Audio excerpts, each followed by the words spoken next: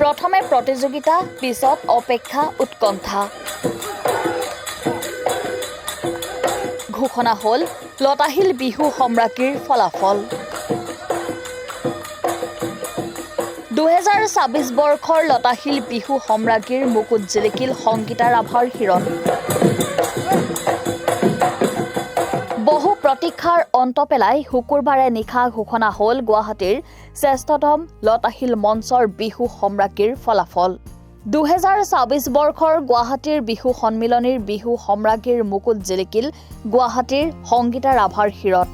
প্ৰতিযোগিতাত 6 গৰাকীৰ প্ৰতিযোগীৰ মাজৰ পৰাই বিহু সম্ৰাজ্ঞীৰ খিতাপ অৰ্জন কৰিলে গুৱাহাটীৰ সংগীতা ৰাভাই।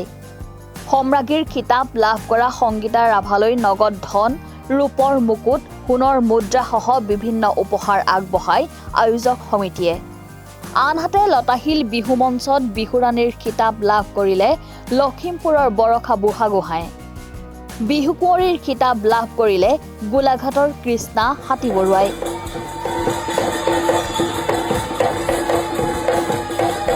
ইয়াৰ উপৰিও শ্ৰেষ্ঠ ঢুলীয়া খিতাপ লাভ কৰিছে লাচিত গগৈয়ে।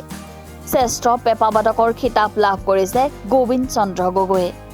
লতাশিলৰ মঞ্চত খিতাপ লাভ কৰি উৎফুল্লিত হৈ পৰিছে বিজয়ীসকল। মনে প্ৰাণে বিহুক ভাল পোৱা, বিহুৰ সাধক, বিহুৰ সাধনা কৰা ফল লাভ কৰি উৎফুল্লিত হৈ পৰিছে বিজয়ী বিহু সম্ৰাজ্ঞী Sangeeta Rabha. Bureau report, headline 8।